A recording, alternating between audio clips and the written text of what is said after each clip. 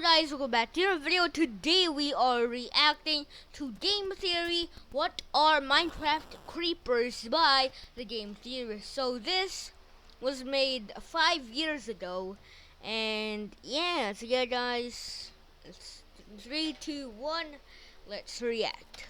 And finished. My 3-story dream mansion is finally done. Oh, happy day. Oh, joy of joys. Oh, no. Oh, no. Oh, man. No, stay away from my house, you blocky green phallus. Oh, So never mind. It was just a creeper. It's very old, 5 years ago.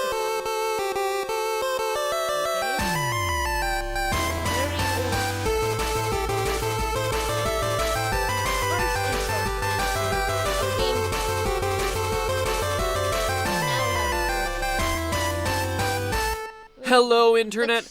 Welcome to Game Theory, where today we're putting another notch in our belt of Minecraft. And man, you must be really excited about it, because when I asked you guys a few weeks ago to select between an episode on creeper explosions and an episode on how dating sims can actually help you pick up a date, over 100,000 more of you wanted to figure out how a fictional block creature could possibly explode, rather than how video games could give you actual game in real life.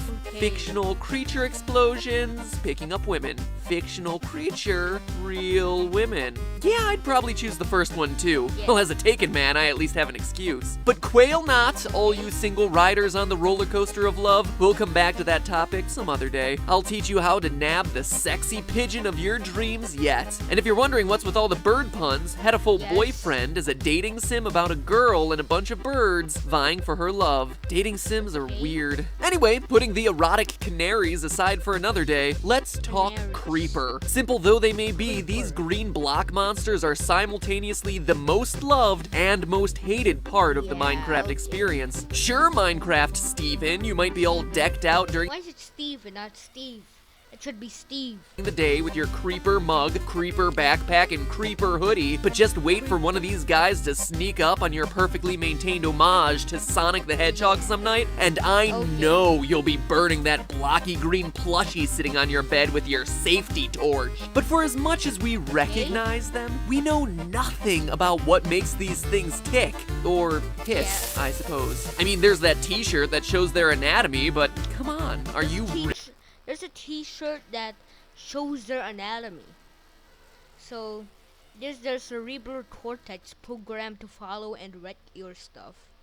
Night vision for optimal creeping and identify nice everything. There's the early warning system. Spinal cord fuse, 1.5 seconds to detonation. An internal combustion device composed of parts sand and 5 parts gunpowder. Okay. Really going to trust research coming from a size XL cotton weave? So let's dig deep. Get it? Minecraft, dig deep. To figure out why the Minecraft creeper is such a blast. Bad joke.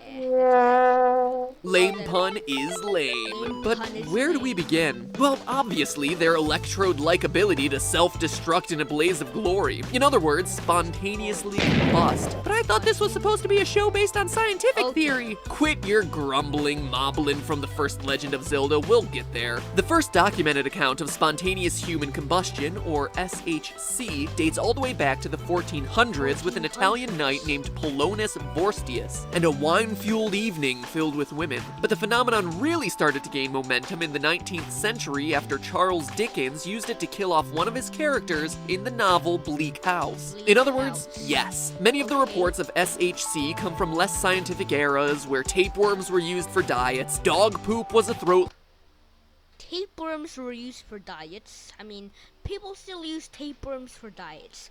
I don't know why. It's not good for you. And dog poop was a throat lozenge and vibrators cured female hysteria, but reports of the phenomenon have occurred as recently as September of 2011. And regardless of whether we're talking about the era where ketchup was a cure-all or the one Ketchup was a cure-all?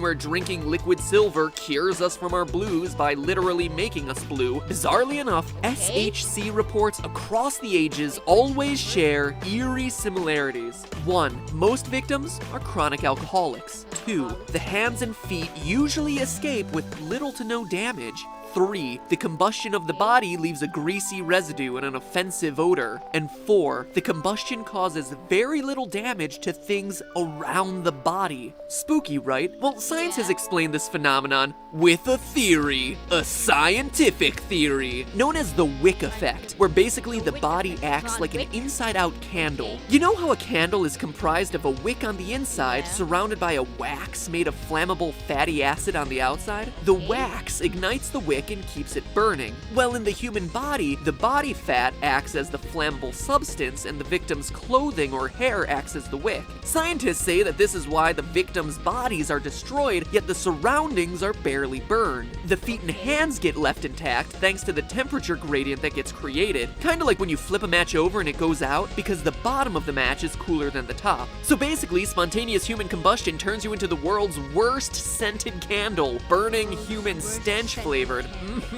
Really makes the place feel homey. Not gonna see that one anytime soon on the shelves of Bed Bath & Beyond. Anyway, applying wick theory to creepers, point 2 is moot since, look ma, no hands! We have no way to tell if a creeper is a raging alcoholic to support point 1, and until Hans Loeb's smell-o-vision really starts to gain some popularity, I won't be able to know if the creeper smells like the worst Glade plugin in existence, rendering point 3 useless. But it's point 4 here that really makes the difference. A human randomly erupts into flames and nothing gets damaged? Well, that seems to conclusively eliminate wick theory and spontaneous combustion as a possible cause of the creeper outburst, since that exploding creature just took out a huge chunk of my Minecraft McMansion. But there's something else we know about the creeper that we can use. They're green. Sure, they may be mobile and look humanoid, but maybe creepers are actually plants and not animals. After some research, I stumbled across Pete. And Pete, Pete and Pete. Anyone else remember that awesome show on Nickelodeon? No? Artie, strongest man in the world? Nothing? He probably didn't know in the future that he was actually gonna work with Nickelodeon on a show 5 years later. So...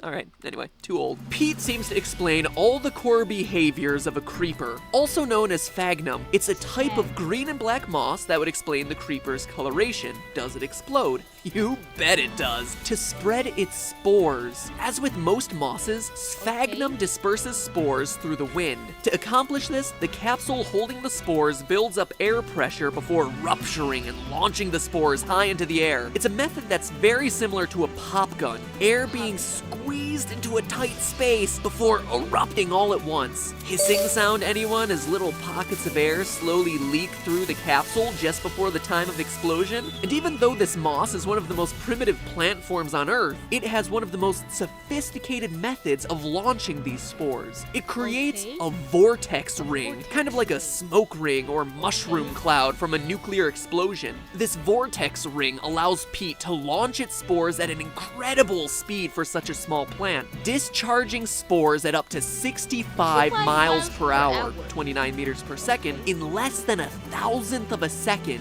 That, loyal theorists, is some fast discharge, especially when considering that this plant is only a couple centimeters high. Now scale that up. Does it affect its surroundings though? I don't know. 30 times to creeper size, which is roughly 3 meters, and you have an explosion going from 0 to 1,950 miles per hour in a fraction of a second. And I don't know about you, but I'm not too eager to have discharge flying at my face that fast. Well, actually, come to think of it, I'm not too excited to have any sort of discharge headed straight to my face, ever, really. Discharge, that's just a gross word. Regardless, 0 to 2,000 miles per hour in a fraction of a second, that's the level of acceleration able to do some real damage. Suck on that, bullet bill. And not only does the color and explosive power match, its other properties fit with the behavior of a creeper as well. Take for instance the charged creeper. In Minecraft, a creeper becomes charged with electricity whenever lightning strikes within 3 or 4 blocks, increasing its explosive power. Well, according to the article Carbon Nanosheet Frameworks derived from peat moss as high performance sodium-ion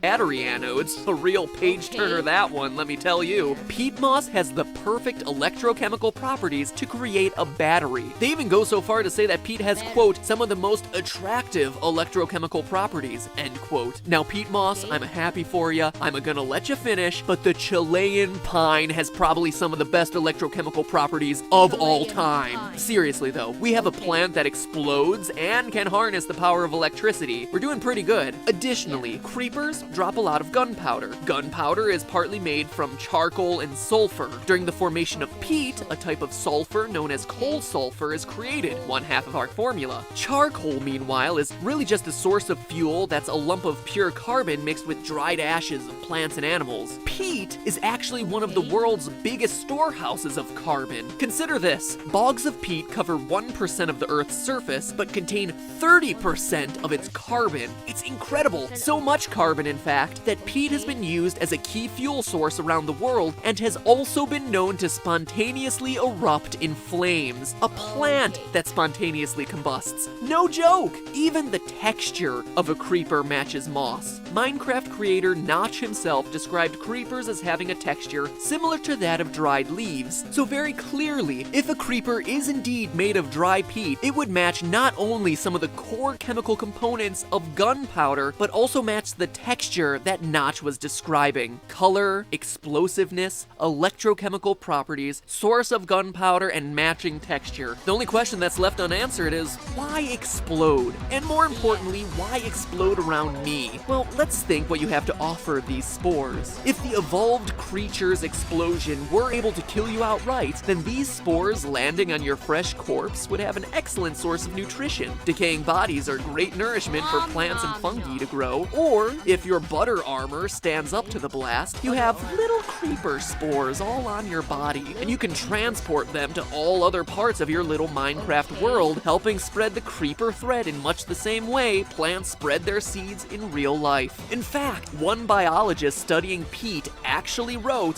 quote, "Many times when bending over a hammock of peat moss for closer examination, I felt the explosively discharged capsule lids strike my face," end quote. So perhaps it's not so much cause and effect of you being around that makes the creeper explode, but rather centuries of evolution within this peat moss species to help ensure its survival and expansion. So there you have it. Minecraft's mascot is really a moss monster launching high-speed spores straight at your face. Think about that the next time you snuggle your little green plushie. In the meantime, that's just a theory. A game theory. So, why is it? Is there anything else?